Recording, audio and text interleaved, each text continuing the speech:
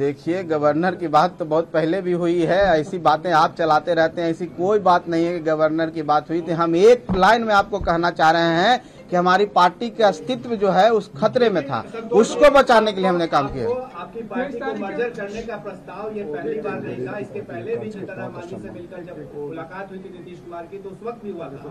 आज इस बार ऐसा क्या हुआ कि आपको लगा कि नहीं?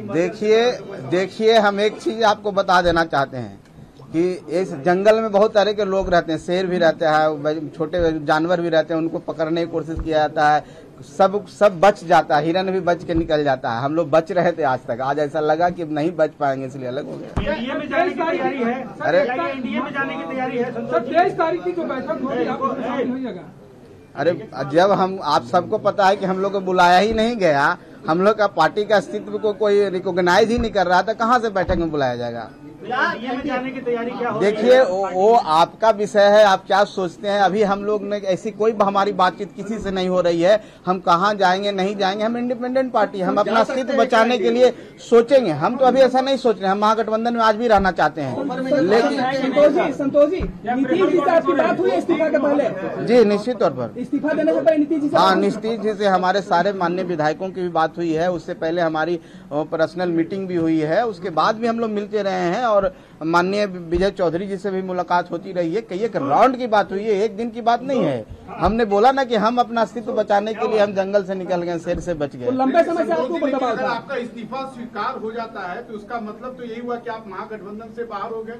अब मतलब तो महागठबंधन के नेताओं का समझना होगा। हम अगर मंत्री के रूप में भी अलग हो करके भी महागठबंधन में रहना चाहते हैं, तो अगर वो नहीं रहना चाहते हैं, दो बड़े पार्टी है, जनता दल यूनाइटेड और राष्ट्रीय जनता दल, अगर ये दो पार्टियां नहीं रखना चाहेगी, आपको नहीं तवज्जो देगी, आपको नहीं बुलाएगी, आपको पार्टी के रूप में नहीं मानेगी, तो कैसे हम महागठबंधन में रहेंगे? आप बताइए।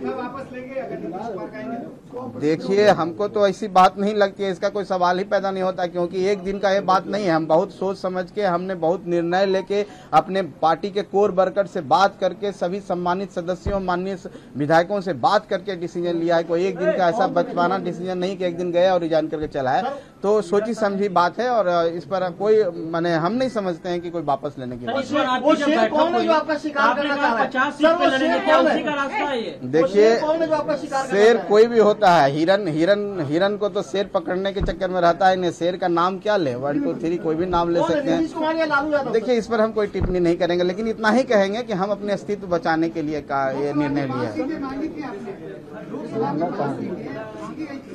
देखिए, आप सबके समक्ष बात है, हमने ये बोला था कि हमारी तैयारी 5 सीटों पर मुकम्मल है और हमारे कार्यकर्ता 5 सीट पर इतने तैयार हैं कि वो चुनाव लड़ने के लिए तैयार है और जीत में भी जीत हो सकती है। लेकिन हम ये भी बात बोले थे कि जब तक टेबल टॉक नहीं होता, जब तक एक साथ मिलेंगे नहीं, तो कैसे आधिकारिक रूप में हम बोल सकते हैं। एक पार्टी के रूप में, एक व्यक्तिगत रूप में मांग करना, कार्यकर्ताओं को सम्मान देना, वो भी जिस उत्साह के साथ हमारे पार्टी से जुड़े हुए हैं, उनकी मांग थी हम 5 सीटों पर लड़े, तो बात को हमने रखा है। ये हमने नहीं कहा कि हम 5 सीट पर ही लड़ेंगे। अगर महागठबंधन की में बैठकें होती, अगर 1-2 सीट कम भी होता तो हम उस पर विचार कर सकते थे, लेकिन यहाँ तो दूसरी बात है। संतोष जी, आरजेडी से आप एमएलसी बने थे, तो क्या आपने आरजेडी वालों से भी संपर्क करने की कोशिश की इस्तीफा के पहले?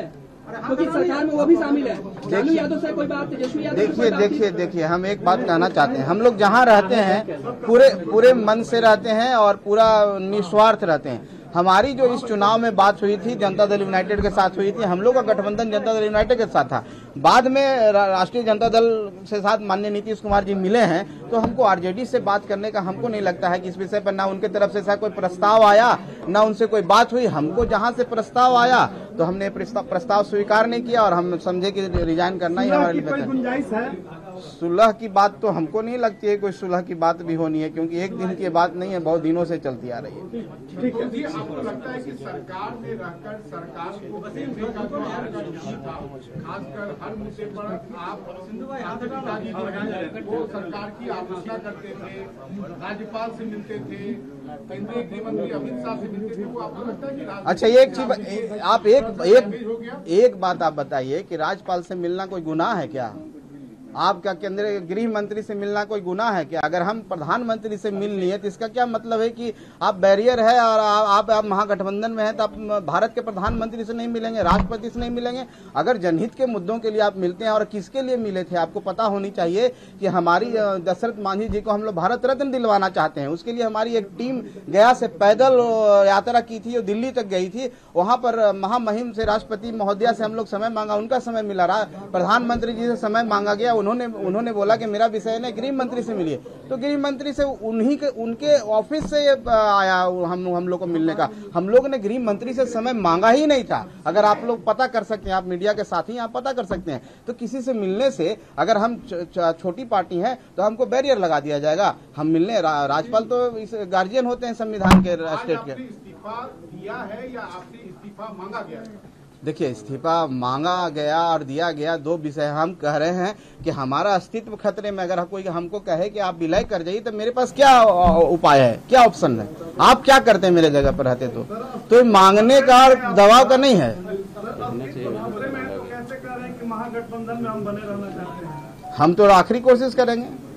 अब महागठबंधन के साथियों को निर्णय करना है कि वो क्या करते हैं। हम तो उनके पाले में गेंद कर दिए। मेरी इनिंग थी, एक इनिंग समाप्त हुई, नई इनिंग के लिए हम तैयार।